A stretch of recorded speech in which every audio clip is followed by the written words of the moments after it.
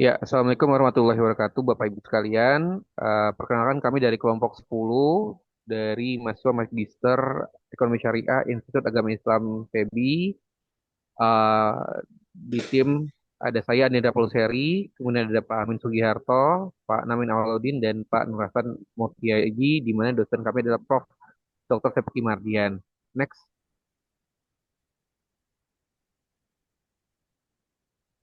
Ya, jadi tugas kami adalah mereview artikel berjudul Syariah Audit Practices in Malaysia Moving Forward yang ditulis oleh Fatihu Sefu Isa, Nur Aini Muhammad Arifin, dan Nur Hafizah Zainal Abidin dari International Islamic University Malaysia yang terbit tahun 2020 di Journal of Islamic Finance.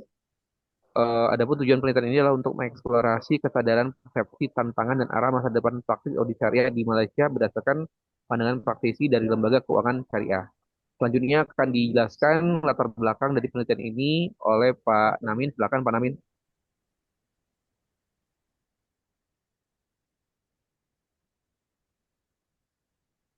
Boleh diklik lagi, satu lagi. Baik, Assalamualaikum warahmatullahi wabarakatuh. Eh, Waalaikumsalam warahmatullahi. saya ingin melanjutkan terkait dengan latar belakang. Bahwasannya industri keuangan Islam saat ini berkembang sangat pesat, baik di tingkat global maupun di Malaysia khususnya.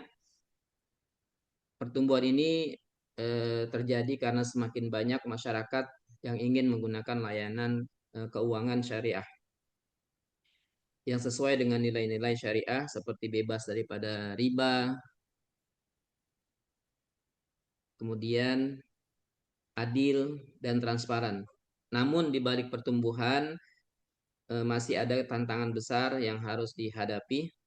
Salah satunya adalah masalah audit syariah, yaitu proses pengawasan apakah kegiatan lembaga keuangan sudah sesuai dengan syariat atau belum. Malaysia sebetulnya sudah memiliki aturan yang bernama Syariah Governance Framework atau SGF sejak tahun 2010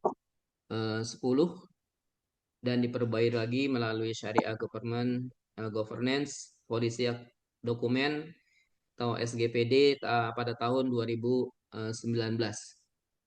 Sayangnya aturan ini belum memberikan panduan teknis yang rinci, tidak dijelaskan secara detail siapa yang boleh menjadi auditor syariah, apa saja kompetensinya, seperti apa standar pelaporannya, dan bagaimana metode auditnya. Akibatnya, banyak auditor yang mengalami kesulitan dalam menjalankan audit secara konsisten dan independen. Hasilnya, audit juga berbeda-beda antara lembaga karena belum adanya standar yang seragam. Next, boleh?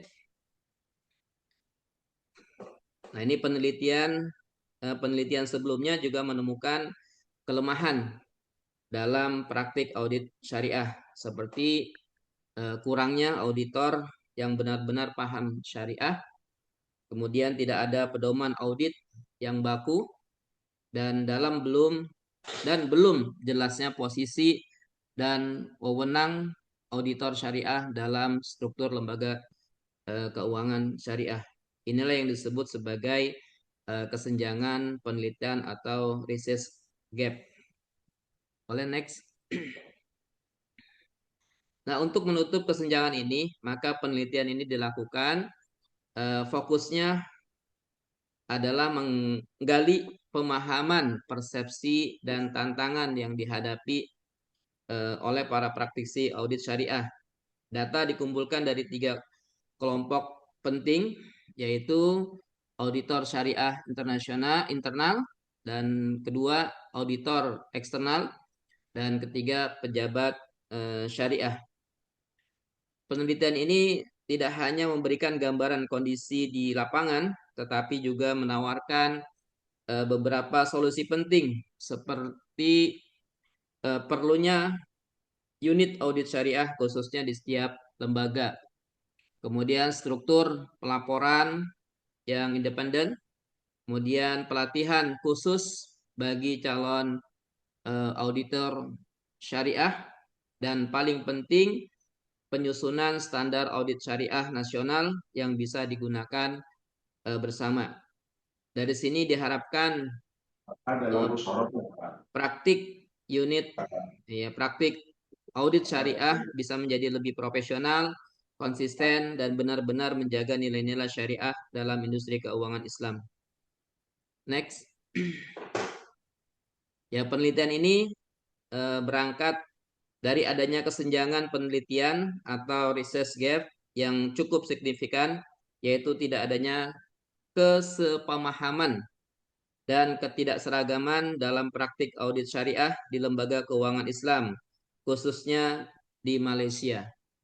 Meskipun regulasi seperti Syariah Governance Framework SGF 2010 dan revisinya SGPD 2019 telah diterbitkan, nyatanya kerangka ini belum merinci secara jelas mengenai fungsi audit syariah yang spesifik, standar kompetensi auditor, dan kerangka kerja audit yang berdiri sendiri dan dapat diterapkan secara konsisten. Akibatnya, para auditor menghadapi kesulitan untuk memastikan kepatuhan terhadap prinsip syariah secara konsisten dan independen di berbagai lembaga. Untuk menutup kesenjangan, studi ini bertujuan mengeksplorasi tingkat kesadaran, persepsi, tantangan, dan pandangan masa depan audit syariah dari sudut pandang para praktisi yang langsung terlibat dalam pelaksanaan audit di industri keuangan Islam. Ya, baik. Terima kasih Pak Namin. Selanjutnya kita membahas terkait konsep dan teori. Dalam penelitian ini digunakan tiga konsep atau teori utama yang menjadi dasar dalam praktik audit syariah. Ketiganya merefleksikan kombinasi nilai-nilai syariah dan teori modern dalam pengawasan keuangan. Yang pertama kita mulai dari Hisbah dan Maqasid al-Syariah. Audit syariah di sini diposisikan sebagai kelanjutan dari lembaga Hisbah, yaitu sistem pengawasan dalam Islam yang bertujuan menegakkan ma'ruf, hal-hal yang baik dan benar, dan mencegah mungkar atau segala bentuk penyimpangan. Tujuan utamanya adalah kemaslahatan umat, sejalan dengan prinsip maqasid al-syariah, yakni menjaga agama, jiwa, akal, keturunan, dan harta. Kemudian yang kedua adalah gate teori. Dalam konteks ini, audit syariah berperan sebagai mekanisme monitoring atau pengawasan untuk mengurangi information asimetri atau ketidakseimbangan informasi antara pemilik dana seperti para pemegang saham atau deposan dan manajemen lembaga keuangan syariah. Dengan kata lain, audit membantu memastikan bahwa dana dikelola secara amanah dan transparan. Nah, yang terakhir adalah teori syariah governance dan three line of defense. Audit syariah diidentifikasi sebagai garis pertahanan ketiga setelah manajemen dan fungsi resiko atau kepatuhan. Hal ini sesuai dengan pedoman Basel dan Institute of Internal Auditor (IIA) yang menekankan pentingnya peran audit internal dalam tata kelola yang efektif. Di sini, audit syariah memastikan bahwa seluruh kegiatan operasional sesuai dengan prinsip dan ketentuan syariah. Dengan memahami ketiga teori tersebut, kita dapat melihat bahwa audit syariah tidak hanya bersifat teknis, tapi juga mengandung nilai spiritual dan sosial yang kuat, serta terintegrasi dengan standar internasional dalam tata kelola keuangan. Nah, selanjutnya saya akan menjelaskan metode penelitian dirancang untuk memperoleh gambaran praktik audit syariah di Malaysia, khususnya dari sudut pandang para praktisi. Yang pertama, desain. Penelitian ini menggunakan desain kuantitatif, artinya data yang dikumpulkan diolah secara statistik untuk memetakan persepsi, tantangan, kesiapan praktisi terhadap praktik audit syariah secara objektif dan terukur. Yang kedua, sampel. Sampel terdiri dari 83 praktisi audit syariah yang terdiri dari 33 auditor internal syariah, 25 auditor eksternal syariah, 20 petugas syariah, dan 5 lainnya dari entitas terkait. Seluruh responden dipilih secara persuasif, artinya dipilih berdasarkan peran strategis mereka dalam institusi seperti Bank Islam Penuh, Anak Usaha Syariah, Lembaga Takaful, dan firma audit. Nah, tingkat respon di sini tercatat sebesar 34,6% yang menunjukkan adanya partisipasi aktif dari kalangan profesional. Yang terakhir, instrumen pengumpulan data dilakukan menggunakan kuesioner berbasis skala Likert 4 poin yang terbagi menjadi 5 bagian utama, yaitu kesadaran, persepsi, tantangan, implikasi, dan karakteristik demografi. Nah, skala Likert 4 poin dipilih untuk menghindari bias netralitas. Biasanya pada skala 5 poin, responden cenderung memilih tengah ketika tidak yakin atau enggan menyatakan sikap. Dengan 4 poin, para responden dipaksa untuk memilih antara positif atau negatif, sehingga hasilnya menjadi lebih tajam, tegas, dan mencerminkan sikap sebenarnya. Skala Likert 4 poin ini sangat penting untuk penelitian yang ingin menangkap persepsi dan sikap yang jelas terhadap isu-isu sensitif terhadap pelaksanaan audit syariah. Selanjutnya, terkait temuan akan disampaikan oleh Pak Amin ya. Silakan Pak Amin. Pak Nur Hasan. Terima kasih, Bang Andi, Pak Andi. Dari jurnal ini ada temuan riset yang dikelompokkan dalam 4 hal, 4 temuan besar riset. Yang pertama terkait dengan kesadaran praktisi terhadap audit syariah. Yang kedua adalah persepsi praktisi terhadap audit syariah saat ini. Yang tiga, tantangan utama dalam praktik audit syariah. Dan yang keempat itu implikasi dan rekomendasi ke depannya seperti apa. Terkait dengan temuan riset yang pertama, yaitu kesadaran praktisi terhadap audit syariah, dari responden yang ada menyatakan mereka telah mengetahui audit syariah melalui pendidikan formal itu mayoritas. Jadi 41% mereka menyatakan telah mengetahui audit syariah, melalui pelatihan khusus 14,5% dan melalui seminar 10,8%. Mayoritas responden juga setuju bahwa audit syariah idealnya dilakukan oleh auditor internal dengan kualifikasi akuntansi dan syariah. Responden yang menyetujui hal ini ada 88% mayoritas. Kemudian kesadaran praktisi terhadap audit syariah itu terkait dengan mereka percaya, responden percaya bahwa audit syariah harus dilakukan sepanjang tahun, bukan hanya di akhir tahun. Itu responden yang setuju dengan hal ini 48,2%. Kemudian sebagian besar responden 51,8% menyarankan agar auditor syariah diangkat oleh lembaga pengatur independen, bukan hanya oleh institusi financial Islamicnya sendiri. Itu Bapak Ibu. Yang kemudian yang kedua, temuan riset yang kedua adalah terkait dengan persepsi praktisi terhadap audit syariah saat ini. Mayoritas responden 60,2% menyatakan audit syariah itu sangat penting untuk memastikan kepatuhan terhadap syariah. Yang berikutnya adalah sebagian besar praktisi menilai audit syariah saat ini masih terlalu mengandalkan kerangka audit konvensional. Responden yang menyatakan demikian ada 67,5%. Terkait dengan Syariah Governance Framework 2010 dan Syariah Governance Policy Document 2019 dianggap belum cukup memberikan panduan khusus terkait kompetensi dan cakupan audit syariah. Hanya 25,3% responden yang percaya auditor syariah sudah cukup independen. Bapak Ibu, kemudian yang terkait dengan temuan riset ketiga adalah tantangan utama dalam praktik audit syariah. Hampir mayoritas ya, 92,8% responden setuju kekurangan auditor syariah yang kompeten dan terlatih menjadi ancaman terbesar bagi integritas lembaga keuangan Islam itu sendiri. Tidak adanya kerangka kerja audit syariah yang independen dianggap menghambat implementasi efektivitas, itu 85,6% responden setuju. Mayoritas responden juga menilai belum adanya standar audit syariah, baik untuk auditor internal maupun eksternal, memperlemah kualitas audit, 61,4%. Mereka setuju. Hanya 15,7% responden yang menyatakan unit audit internal dapat menyampaikan laporan audit syariah secara independen. Yang keempat, temuan riset terkait dengan implikasi dan rekomendasi ke depannya. Hampir 100% ya, 99,99% responden setuju kompetensi auditor syariah harus ditingkatkan melalui pelatihan, seminar, dan sertifikasi profesi. 96,96% setuju audit syariah memiliki prospek karir yang menjanjikan. 98% responden mendukung integrasi audit syariah dalam kurikulum pendidikan tinggi atau program akademik tersendiri. Sementara 94% mendukung pembentukan badan profesional seperti ACCA atau CIFR Syariah untuk sertifikasi dan pengawasan profesi auditor syariah. 89% responden setuju menilai perlunya kerangka audit syariah yang komprehensif dan standar praktik yang seragam. Yang terakhir terkait implikasi dan rekomendasi ke depan, sebagian besar responden setuju syariah audit perlu diangkat sebagai profesi formal dan memiliki sistem ranking performa. Demikian Bapak Ibu terkait dengan temuan riset dari jurnal ini. Selanjutnya saya serahkan ke Pak Amin untuk menjelaskan tentang kelebihan dan kekurangan ya. Silakan.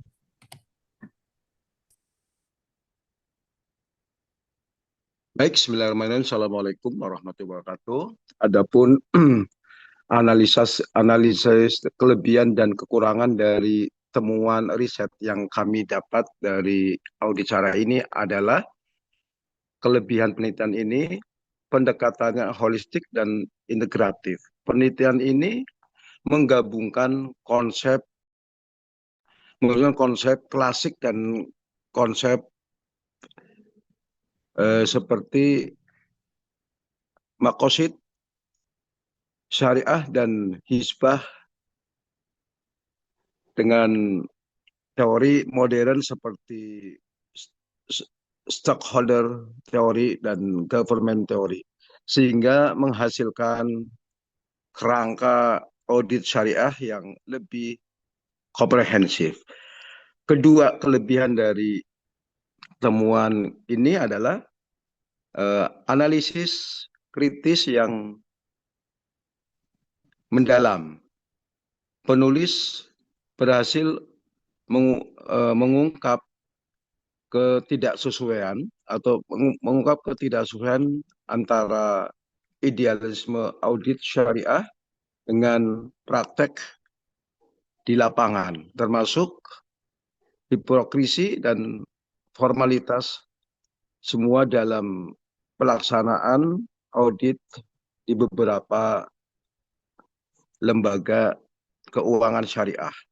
Yang ketiga dari kelebihan penelitian ini adalah rekomendasi solusi yang konkret dan aplikatif, antara lain sertifikasi kompetensi audit syariah sebagai langkah profesionalisme bidang ini. Integrasi prinsip ESG, environmental, social government ke dalam proses audit syariah. Pemanfaatan teknologi AI untuk mendeteksi unsur riba atau gharar secara otomatis dalam transaksi keuangan syariah. Yang keempat, landasan teoritis yang kuat. Peneliti merujuk pada sumber-sumber otoritatif baik dari sisi keislaman, Al-Quran dan hadis tentunya, maupun regulasi kontemporer standar AAOIV, ISP, serta dilengkapi dengan literatur akademik terbaru yang relevan. Next.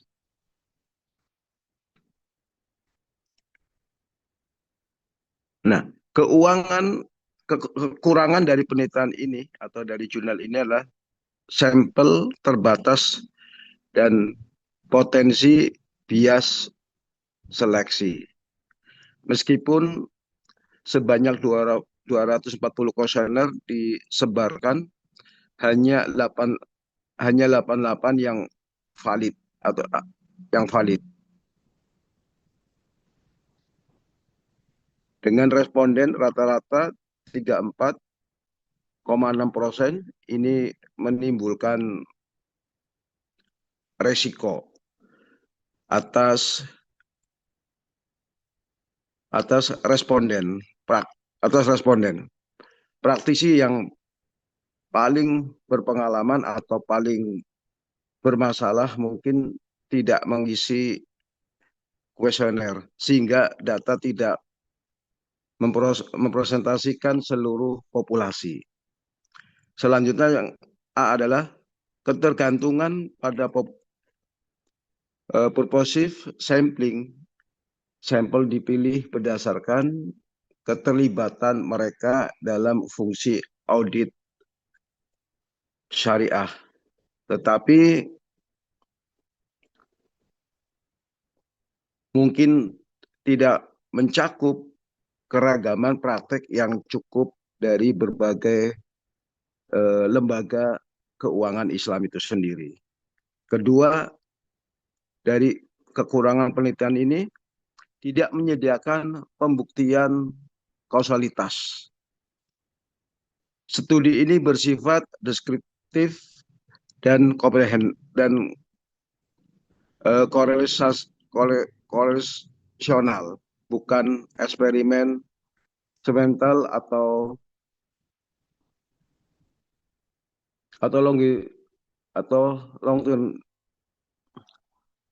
longitudinal, sehingga tidak